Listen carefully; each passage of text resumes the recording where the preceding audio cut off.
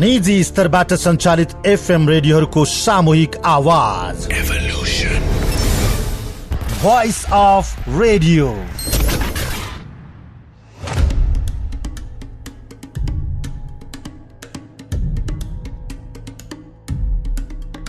नमस्कार। देशैभर सञ्चालित एफएम रेडियोहरूबीच कार्यक्रम उत्पादन, प्रसारण र व्यावसायिक सहकारीमा नवीनतम प्रस्तुति कार्यक्रम भोइस अफ रेडियोमा यहाँलाई हार्दिक स्वागत छ। म विमल थापा। यो कार्यक्रम काठमाडौँ उपत्यकाका 11वटा एफएम रेडियोका साथै देशैभरि सञ्चालित अधिकांश एफएम रेडियोबाट एकैसाथ प्रसारण भइरहेको छ। समृद्ध र सचेत समाज निर्माणका लागि आम नागरिकका साथ अगाडि बढ्ने उद्देश्यबाट प्रारम्भ भएको यस अभियानमा समय र परिस्थितिको माग बमोजिम विभिन्न समसामयिक विषयमा केन्द्रित रहेर सामग्री प्रस्तुत हुँदै आएको छ। कार्यक्रम सुनेर यहाँहरूले अमूल्य सुझाव दिनुहुन हामी हार्दिक अनुरोध पनि गर्दछौँ।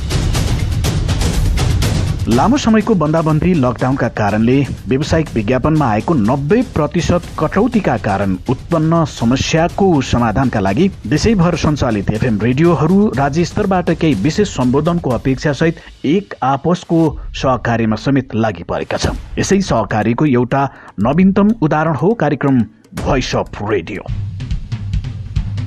आजको कार्यक्रममा भारतले नेपालको भूमि कालापानी र लिम्पियाधुरा अतिक्रमण गरी सडक निर्माण गरे पश्चात उक्त क्षेत्रलाई समेटेर नेपालको नयाँ नक्सा सार्वजनिक भएको छ कि अब नेपाली भूमि भारतले फिर्ता गर्छ?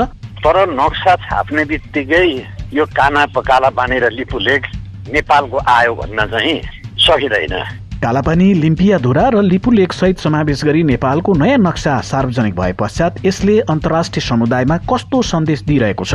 के छ भनेदेखि अब कसैले पनि भेरिफाई गरेको हुँदैन। त्यसको ऐतिहासिक तथ्यमा आधारित विश्लेषण नगर्दाखेरि हामी सरकारको अथवा कुनै इन्ट्रेस्ट ग्रुपको कुनै पक्षको मुखपत्र जस्तो बन्न जान्छौँ। त्यो अनफर्चुनेट पार्ट हो।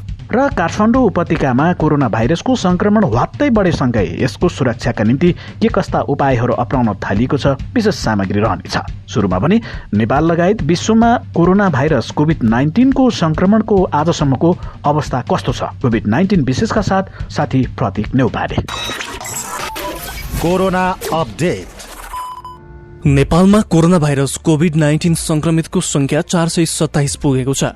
स्वास्थ्य तथा जनसंख्या मन्त्रालयका अनुसार आज थप 25 जनामा कोरोना पुष्टि भएको हो।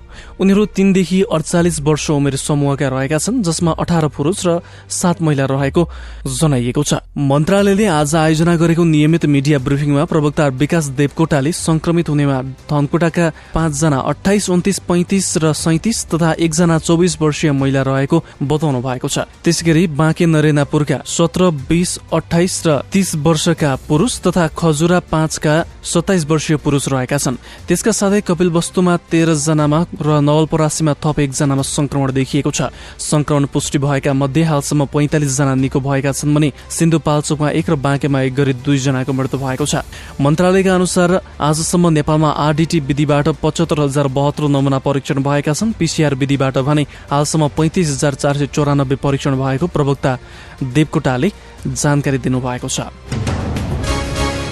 कोरोना संक्रमित भेटिएपछि काठमाडौँको मैतीदेवी क्षेत्र सिल गरिएको छ। हिजो कोरोना संक्रमण पुष्टि भएका रामेछापका व्यक्ति बसोबास गर्ने भएकाले मैतीदेवी क्षेत्र सिल गरिएको हो। सड़कमा डोरी टाँगेर कोरोना प्रभावित क्षेत्रदेखि त्यहाँ जान र आउन प्रतिबन्ध गरिएको छ। त्यस क्षेत्रमा प्रहरी परिचालन गरिएको छ।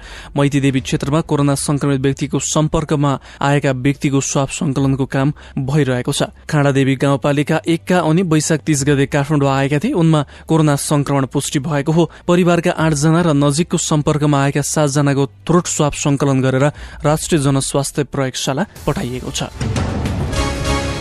स्वास्थ्य तथा जनसंख्या मन्त्रालयले सशुल्क कोरोना परीक्षणको मूल्य निर्धारण हुन बाँकी नै रहेको बताएको छ। मन्त्रालयले हिजो लक्षण नभएका स्वदेशी तथा विदेशी नागरिकले स्वैच्छिक रूपमा शुल्क तिरेर परीक्षण गराउन चाहे अनुमति दिने सैद्धान्तिक निर्णय गरेको थियो। यसलाई लिएर 15,000 सम्म शुल्क तोकिएको चर्चा भएपछि मन्त्रालयले त्यसको खण्डन गरेको छ। मन्त्रालयका आइसिएस संयोजक डाक्टर गुणराज लोहनीका अनुसार के कति शुल्क लाग्ने, प्रयोगशाला कस्तो हुने, सुरक्षा प्रबन्ध कसरी अपनाउने लगायतका विषयमा निर्णय हुन बाँकी नै छ।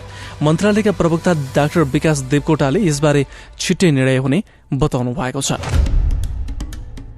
श्रोता, सरकारले कोरोना भाइरसको आरडीटी परीक्षण निजी अस्पतालले गर्न पाउने गरी अस्थायी निर्देशिका जारी गरेको छ। त्यस्तै इच्छुकले पनि सशुल्क पीसीआर विधिबाट नै कोरोना परीक्षण गराउन पाउने व्यवस्था मिलाउने जनाएको छ। तर अहिले यसको जनस्तरबाट पनि व्यापक विरोधका आवाज आउन थालेका छन्। कोरोना भाइरसको महामारीले खान नपाउने अवस्थामा जनता पुग्न लागेका बेलामा सशुल्क जाँच गर्न पाउने व्यवस्था ल्याइनु कतै मेडिकल माफियाहरूको बीचको चलखेल त होइन, अथवा सरकार फेरि भ्रष्टाचार उन्मुख भएको त होइन भन्ने शंका पनि सँगै उब्जन थालेको छ।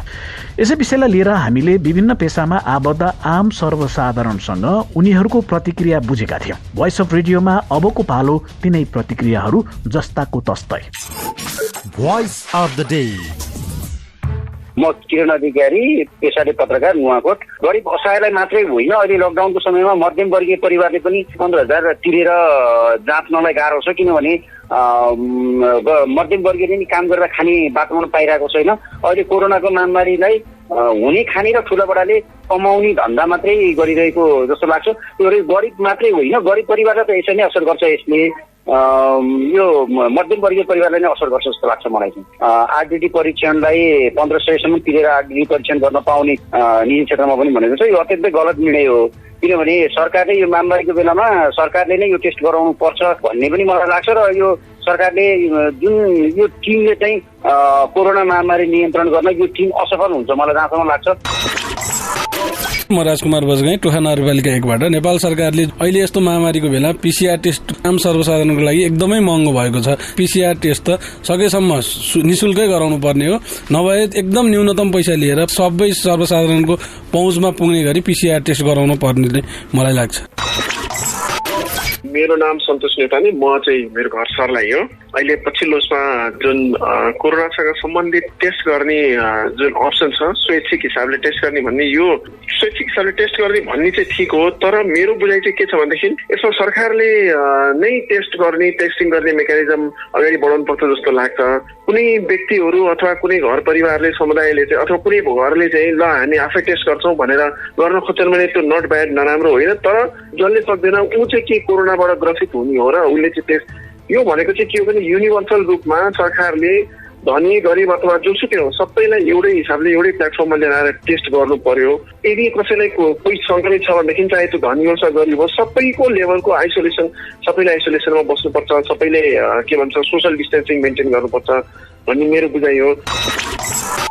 नमस्कार, म माधव अधिकारी, नुवाकोट शिवपुरी 5 महाकाली। सरकारले यो पछिल्लो समयमा देशका नागरिकलाई सशुल्क रूपमा कोभिड-19 सम्बन्धी पीसीआर टेस्ट गर्ने कुरो उठाएको छ।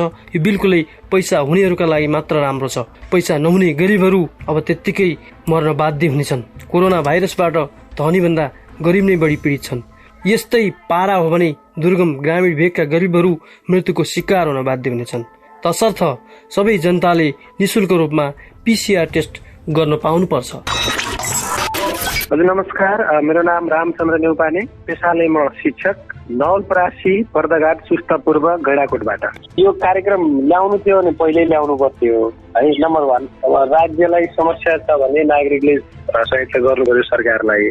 तर नेपालको हेर्दाखेरि यो चाहिँ मलाई चाहिँ ठिक लागेन। जुन सरकारले अहिले यो पोलिसी ल्याए नि पीसीआर टेस्ट गर्नलाई चाहिँ व्यक्तिले आफै चाहिँ पैसा तिरेर गर्ने भन्ने कुरा चाहिँ म चाहिँ व्यक्तिगत रूपमा म खुसी छैन। अहिलेको यो महामारी होइन त्रसित अवस्थामा यो समयमा आएर त्यो गर्नु चाहिँ राम्रो लाग्दैन। मेरो विचारमा के भने यो चाहिँ फेरि व्यक्ति मोटाउने होइन, अनि भित्रभित्रै उ हुने एउटा चाहिँ त्यो फेरि एउटा चाहिँ भनौँ न यो करप्सनको चाहिँ बाटोतिरै चाहिँ लाग्ने भन्ने किसिमको चाहिँ यो बुझाइ चाहिँ त्यस्तो। अनि अर्को कुरा, यस्तो महामारी हुँदा पनि सरकारले केही गर्दैन भने यहाँभन्दा चाहिँ नजिक कुरा के हुन्छ, राज्यले खोइ अहिले गरे के हामीलाई। श्रोता, भारत बीच सीमा विवाद उत्कर्षमा पुगेको छ। कूटनीतिक संवादको पर्खाइमा रहेको नेपाल भारतको बेवास्ताका कारण आफ्नो अडान सार्वजनिक रूपमा राख्न थालेको छ। गत नोभेम्बर 2 मा भारतले नेपालको लिम्पियाधुरा, कालापानी र लिपु लेकको अतिक्रमित भूमि समेटेर भारतले आफ्नो राजनीतिक तथा प्रशासनिक नक्सा सार्वजनिक गर्यो। यसपछि दुई देशबीच सीमा विवाद बढ्न थाल्यो। प्रधानमन्त्री तथा नेकपाका अध्यक्ष केपी शर्मा ओलीले यसबारे छलफल गर्न आफ्नो विशेष दूतका रूपमा नेकपाको विदेश विभाग प्रमुख तथा पूर्व प्रधानमन्त्री माधव कुमार नेपाललाई दिल्ली पठाउने योजना भारतको बेवास्ताका कारण सफल हुन सकेन। 2 पटक नेपालले वार्ताको मितिको प्रस्ताव गर्दा पनि भारतले जवाफ दिएन।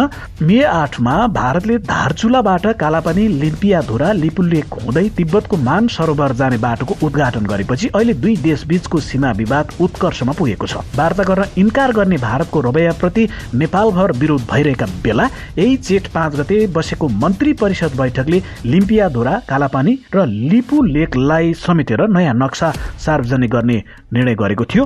सोही अनुरूप आज नेपालको नयाँ नक्सा सार्वजनिक भएको छ।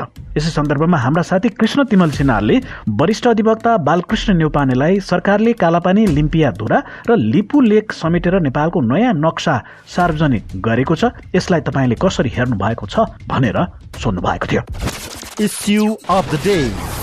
अब यो नक्सासम्म प्रकाशित गर्नु चाहिँ सकारात्मक हो, तर नक्सा छाप्ने बित्तिकै यो कालापानी र लिपुलेक नेपालको आयो भन्न चाहिँ सकिँदैन।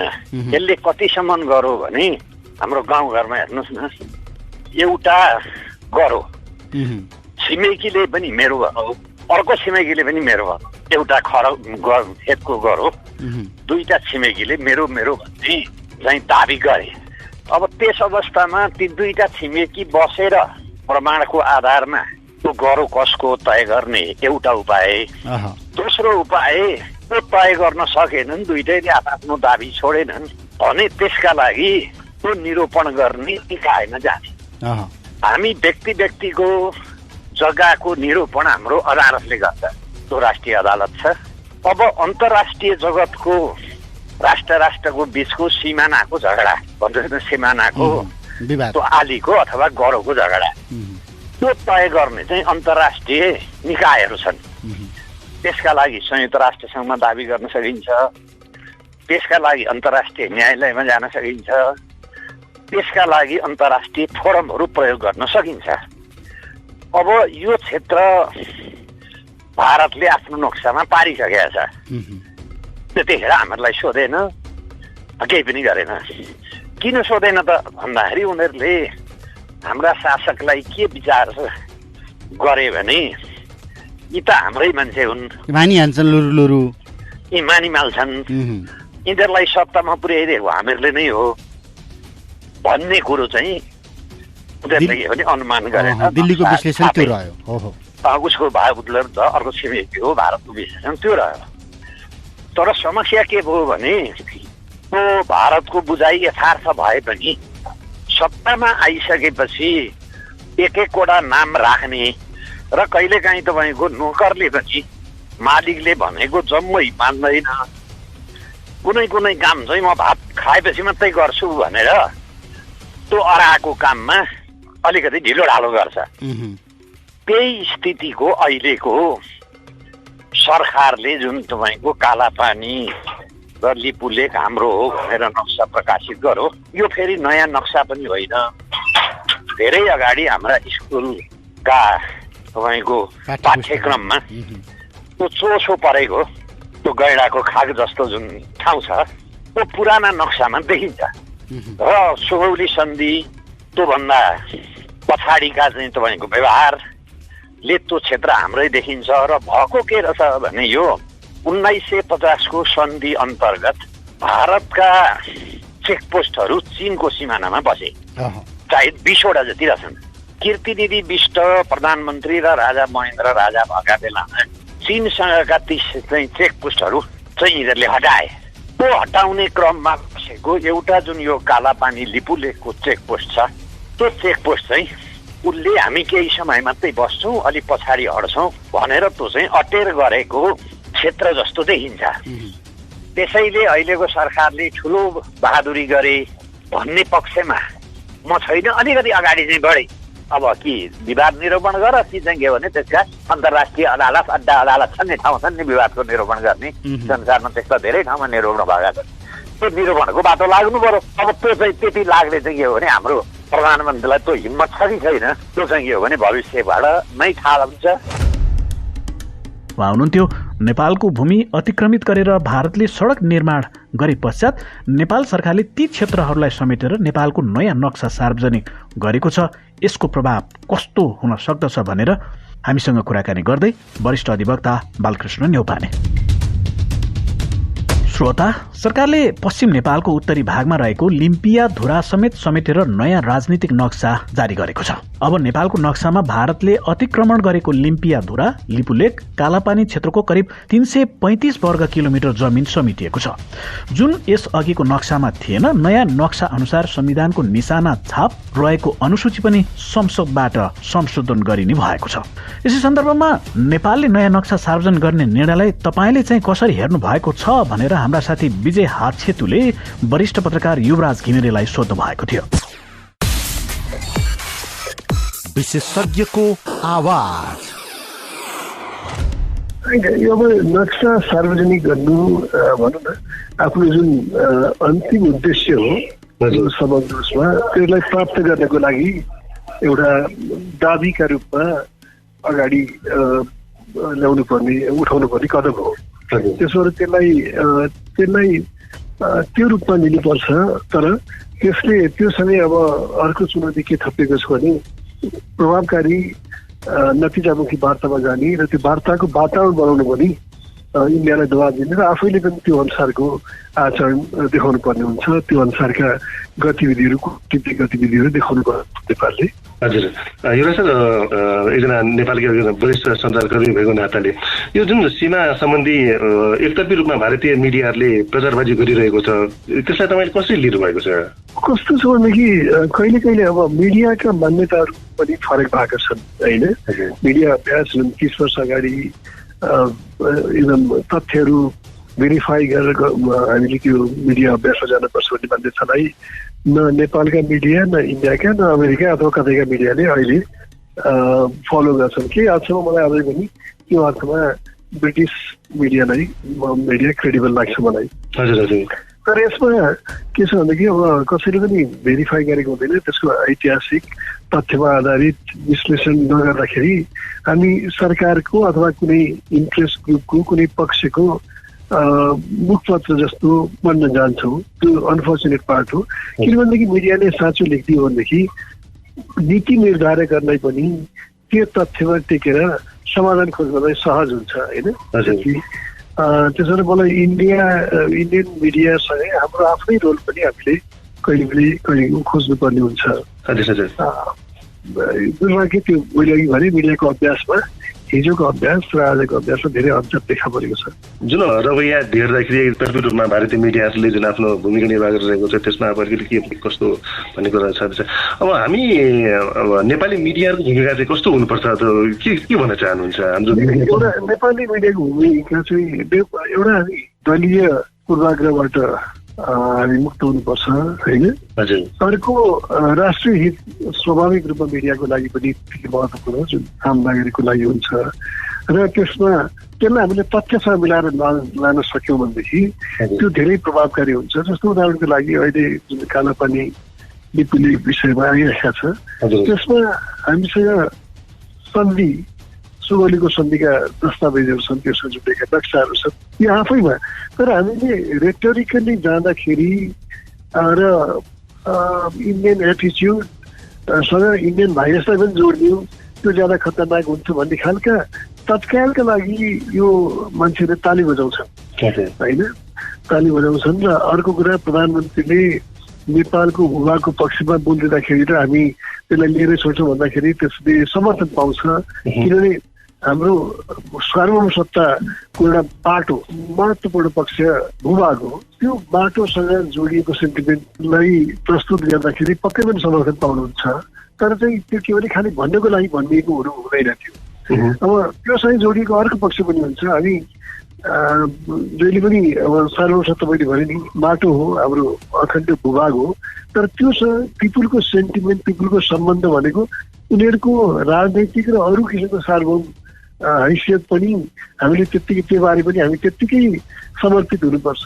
हामी 12 बुँदे मार्फत 12 बुँदे गरेर नेपालको सत्ता उल्टाउन अनि र नेपालको राजनीतिलाई दिल्लीबाट सञ्चालन गर्न चाहिँ इन्डियनहरूलाई दिन्छौँ अनि त्यहाँबाट भूभाग चाहिँ त्यही लान पाउँदैन भन्ने हुँदैन। त्यसो मैले भने के भने सर्वम सत्ताको स्वतन्त्रताको बृहत अर्थ हुन्छ र त्यसले एउटा समर्पित चरित्र र मान्यता पनि खोज्छ। नेपालका नेताहरू के भने राजनीतिक सत्ताको लागि सर्वम सत्ता जनताको हैसियतलाई अवमूल्यन गरेर विदेशमा गएर त्यो कटोरा खाँदै विदेश जान्छन् र अनि त्यहाँबाट माटोको लागि कहिले कहिले भएको विवादमा आफू कमजोर भएपछि अथवा कमजोर नदेखियोस् भनेर उग्र किसिमको भाषणहरू दिन्छन्। त्यो अलिकति त्यो परस्पर विरोधी जुन यस्ता मान्यता र प्रस्तुति हुन्छन् त्यसले हाम्रो हैसियतलाई कमजोर गर्छ। हुनुहुन्थ्यो नेपालको कालापानी, लिम्पियाधुरा र लिपु लेकलाई समेटेर नयाँ नक्सा सार्वजनिक भएसँगै यसबारेमा हामीसँग कुराकानी गर्दै वरिष्ठ पत्रकार युवराज घिमिरे। यसैगरी नेपालको अतिक्रमित भूभागलाई समेटेर जारी गरेको नयाँ नक्साका बारेमा राजनीतिक विश्लेषक डाक्टर सुरेन्द्र केसीले भोइस अफ रेडियोसँग विशेष कुराकानी गर्नुभएको थियो। अब हामी सोही कुराकानी प्रस्तुत गर्दैछौँ। अब यो जनदबावको परिणाम जस्तो लागेको छ मलाई। अब हाम्रो आफ्नो भूमिलाई हाम्रो देशको सरकारले हाम्रो आफ्नो भन्छ भने त्यसलाई उत्साहप्रद नै मान्नुपर्छ। त्यति हौसिनु चाहिँ आवश्यक छैन, तर यसलाई त्यति नकारात्मक रूपले टिप्पणी गर्नु पनि त्यति आवश्यक छैन जस्तो लाग्छ मलाई। पटक पटक भारतले किन हेपा प्रविधि देखाइरहेको छ र खासमा हाम्रा नेताहरूको नाडी छामेर हो डाक्टर साहब? अब त्यो त हुँदै हो। अब प्लस अब राज्यले आफ्नो देशको सार्वभौमिकतालाई यत्नका साथ अब प्रतिरोध गरेर भए पनि बचाएर राख्न सक्नुपर्ने हो। अब विगत कालदेखि नै हाम्रो देशका शासकहरू चाहिँ सम्झौतामुखी छन्, जनतालाई सँगसँगै लिएर हिँड्नुपर्छ भन्ने धर्मबाट पनि नै च्युत छन्, एकदम स्वार्थी छन् र धेरै नै कमजोर छन्। मान्छेलाई स्वार्थले नै कमजोर बनाउने हो। निस्वार्थ मान्छे मात्रै निडर हुन सक्छ। यिनीहरू एउटा पदको लागि यो लोकतन्त्र, जनयुद्ध, जनक्रान्ति भन्नेहरू वास्तवमा यिनीहरू लोकतन्त्रवादी पनि नभएका, कम्युनिस्ट पनि नभएका हुनाले र खालि आफ्नो एउटा झिनो स्वार्थको लागि कम्युनिजमलाई, लोकतन्त्रलाई ट्रेडमार्क बनाएर एक प्रकारको राजनीतिक व्यवसायीहरू मात्रै यिनीहरू भएको हुनाले त्यसरी हामी राष्ट्रियताकै मामलामा, सार्वभौमिकताकै मामलामा पनि सिट हुँदै जानुपर्ने कारण चाहिँ के हो? यहाँले भने जस्तै जति पनि पोलिटिकल पार्टीहरू आए, जति पनि क्रान्तिहरू आए, खालि आफ्नै पद र स्वार्थको लागि मात्रै आए। त्यही भएर हाम्रो राष्ट्रियता विवादमा पर्या हो। अनि विवादमा परेको भन्ने कुरा चाहिँ अर्कै हो। हाम्रो जुन राष्ट्रियतालाई पनि बचाउन नसक्नुको पछाडि चाहिँ नेताहरूको त्यो कमजोरी कारक रहेको छ भन्ने मेरो तर्क। किनभने देशभन्दा ठुलो त केही पनि छैन, विचारभन्दा ठुलो पनि केही हुँदैन र सामाजिक सम्पत्ति भन्दा ठुलो पनि केही हुँदैन। तर यहाँकाले चाहिँ के ठाने भने पटक पटक मन्त्री प्रधानमन्त्री हुनुभन्दा ठुलो केही पनि छैन। जन्मेपछि मरेसम्म त्यो पार्टीको नेता आफै भइरहनुपर्छ, किनभने त्योभन्दा ठुलो पनि केही छैन। अनि आफ्नो आफ्नो स्वास्नी, छोरी, बुहारी, सम्धी, ज्वाइँ, जेठान नै सबैभन्दा ठुलो हो भनेर जहाँ हाम्रा नेताहरूले भ्रम पाले। त्यसैको आधारमा मैले के भनेको भने ठुलो मान्छेले त समाजको लागि आएको, देश र जनताको लागि आएकोले त ती कुरालाई कहिले पनि माथि राख्दैन, देश र जनतालाई नै माथि राख्छ।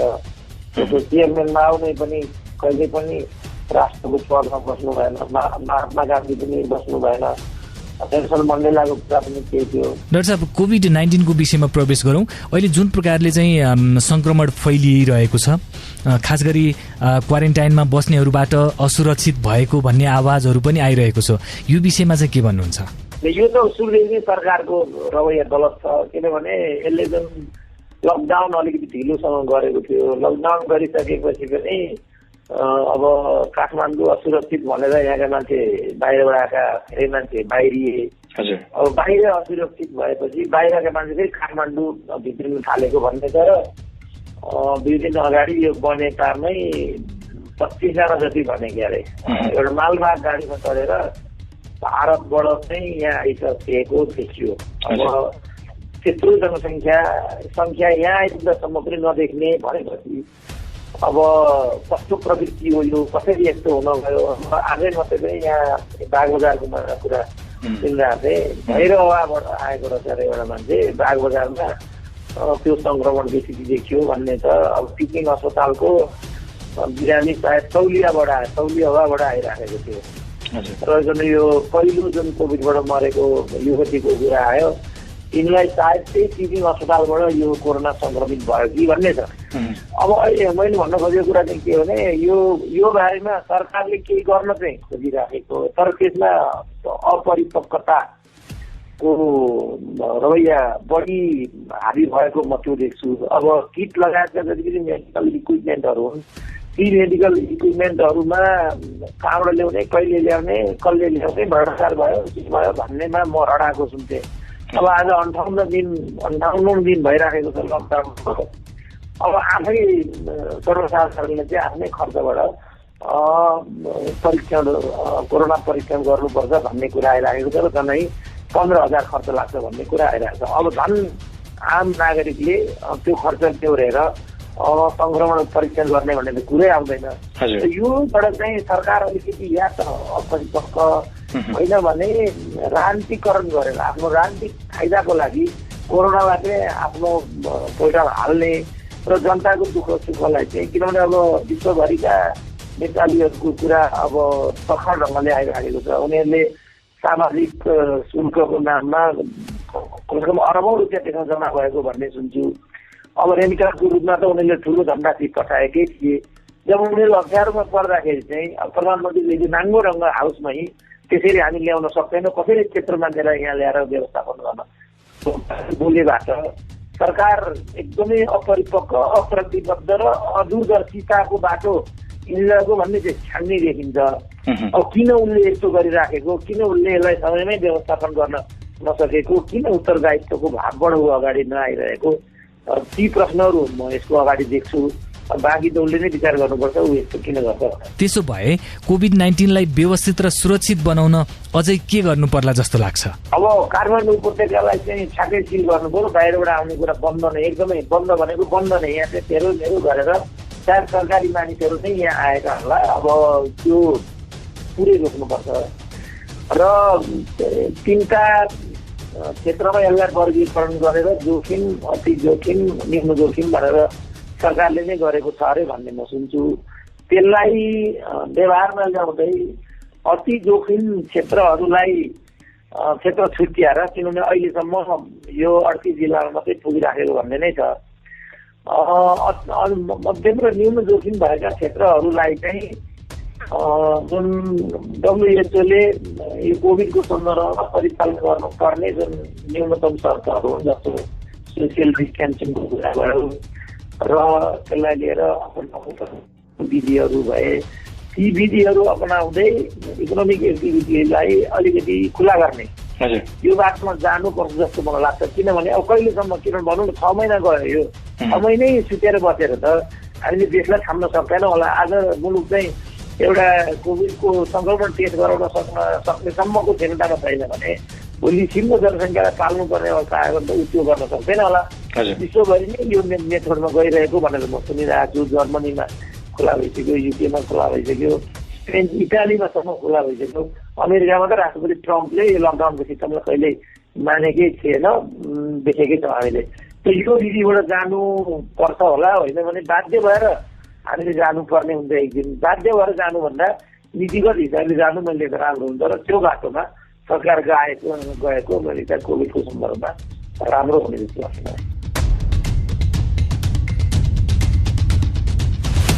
हुनुहुन्थ्यो राजनीतिक विश्लेषक doctor Surendra KC voice of रेडियोसँग कुराकानी गर्दै। श्रोता, कार्यक्रम भोइस अफ रेडियो देशैभर सञ्चालित एफएम रेडियो बीच कार्यक्रम उत्पादन, प्रसारण र व्यावसायिक सहकार्यमा एउटा नवीनतम प्रस्तुति हो। यो कार्यक्रम एफएम रेडियोहरूको एउटै आवाजका रूपमा समसामयिक विषयवस्तुमा केन्द्रित रहेर तयार पारिएको विशेष प्रस्तुति पनि हो। हवस् त, आजको कार्यक्रम यति नै। भोलि हामी थप विषयवस्तुका साथ फेरि पनि उपस्थित हुनेछौँ। तबसम्मका लागि कार्यक्रम निर्माणमा साथ दिनुहुने साथीहरू पुरुषोत्तम बस्नेत, कृष्ण तिमल सिन्हा, विजय हाछेतु र विश्व विष्टसँगै म विमल थापालाई पनि बिदा दिनुहोस्। तपाईँ स्वस्थ रहनुहोस्, सचेत रहनुहोस् र सुरक्षित रहनुहोस्।